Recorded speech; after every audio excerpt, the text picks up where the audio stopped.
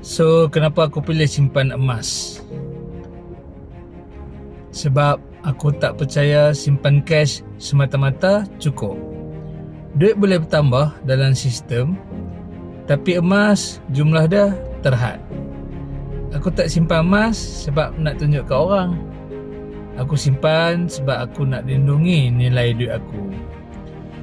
Kalau ekonomi jatuh, kalau mata wang susut, kalau harga barang naik, aku tak mahu duit aku cair perlahan-lahan.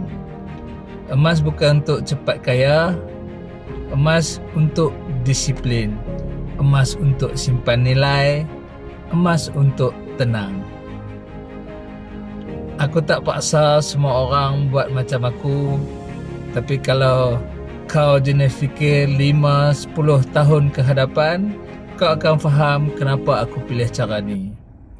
Kalau kau nak mula simpan emas dengan sistem yang betul, komen emas.